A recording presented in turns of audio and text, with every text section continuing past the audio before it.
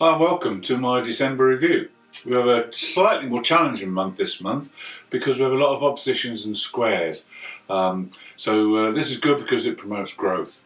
Now we start off with an opposition between Venus and Mars, and they're combined by Saturn, who makes a positive aspect to both. So Mars, as you know, is retrograde and it's in your 5th house, so there's lessons to be learned, and Venus and Saturn can point you in the right direction over the coming month. Now, we have 5th house Mars being in need of recreation and stimulation and creative pursuits, so this is what you need to foster, and also good relations within love and with children as well. So there's a lot to work on, but plenty of time to do it. On the 2nd, we have another opposition, this time between Pluto and the Black Moon Lilith. Now, when these two are together, it's a challenging time for relationships. The force of Pluto, the transforming effect, is up against the shadow side, which is ruled by the Black Moon Lilith. Now, we have Pluto in your 12th house of the unconscious, so this makes it very difficult to get a handle on this.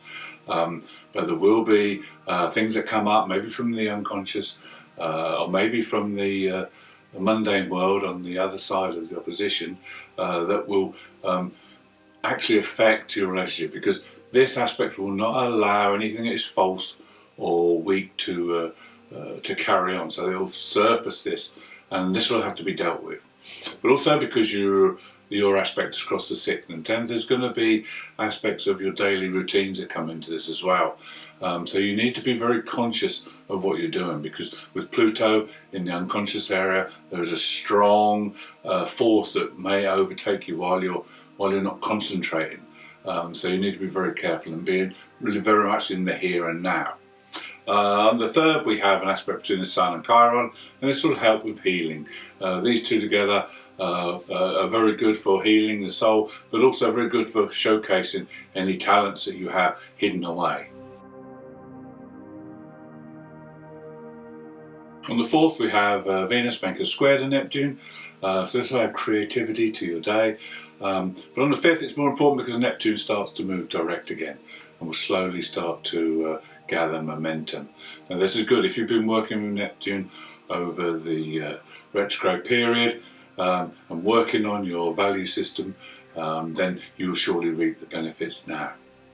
Then on the 8th, we have our full moon. The full moon is in Gemini, and this happens to be in your 5th house. So this is a very moon that likes to try new things, likes to try different things. This is a perfect time to have the full moon in your 5th house, because we've already talked about trying creative things, trying different social pursuits. Well, this is great because the Gemini is the butterfly and likes to flutter around and try different things, so this fits in very well. And it's a good time to set some new intentions as well regarding the 5th house area. A fantastic day on the 9th because we have Venus making a positive aspect to Jupiter, who's in that 2nd house of finances. So could be opportunities on this day to certainly improve your financial situation.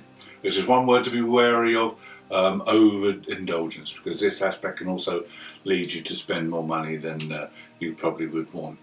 Then on the 12th, we have another good aspect because the Sun is an aspect to Saturn. Saturn's in your 1st house, so this is a time when you need to decide what you want to do. Spend a day thinking up what opportunities you might want to take, work-wise or career-wise, and also how you'd like to make changes ongoing throughout the year with your own self and personality. Then to finish with, on the 14th, we have the 3rd aspect. The Sun makes this time with a square to Neptune. Neptune's in that 2nd house again of finances. It's a day when you probably won't want to be working on detailed things. Your mind might be a little bit clouded, so maybe leave those to the next day.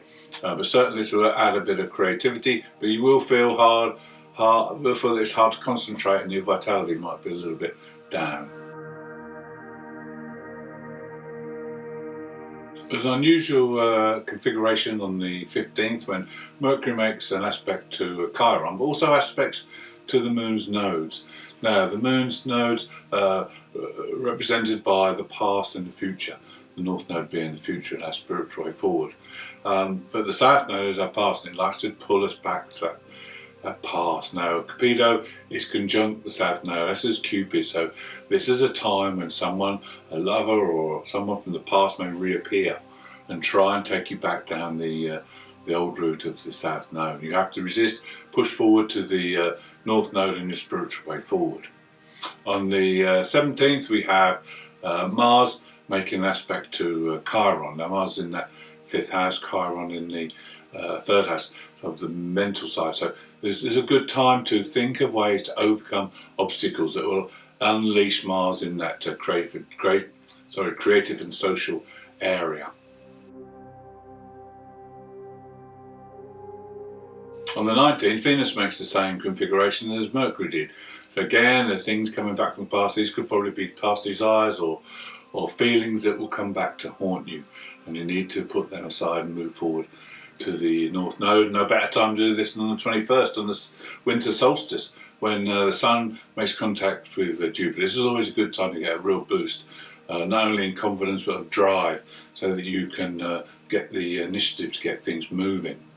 Also with this aspect, the Jupiter's in that 2nd house of finances, so there could be a big boost to your financial situation as well.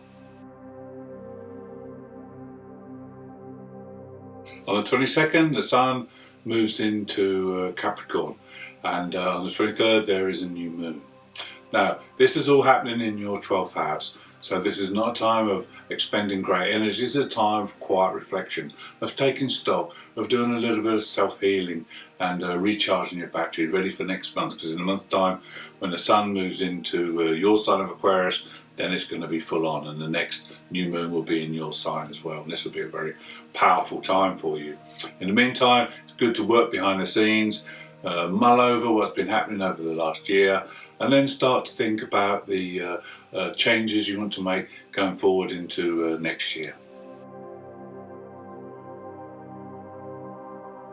Also on the 23rd, we have Chiron move in direct after a period of retrograde. Now, this will help you because this is in the 3rd house.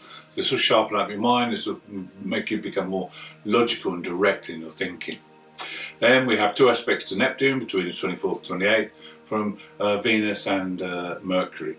This again will help you. This is a very creative time. This will help you with your imagination, but also this is a good time to think up new ways of making money, because this is happening in your 2nd house finances. 29th sees Mercury go in retrograde for 3 weeks. Now, this is always a testing time. Communication is very difficult, and because Mercury's in your 12th house, this is even more difficult for you, because Mercury will be in the unconscious area of the mind. So you may have hunches and intuition, but use those, listen to those, develop those as much as possible. This is a good time to work with Mercury in that 3 weeks he's retrograde. Also, it'll seem like you're doing things, you're planting seeds, but nothing's happening. There's no show. But just be patient. In 3 weeks, when he moves direct and moves into your sign, things will start to happen.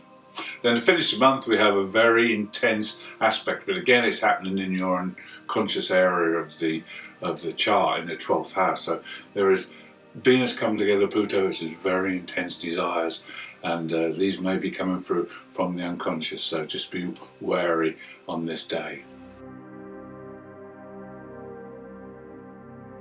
Thank you for tuning in. I hope you've enjoyed. If you have, please subscribe if you haven't already, and we'll look forward to seeing you next month when we're going to look at the year ahead.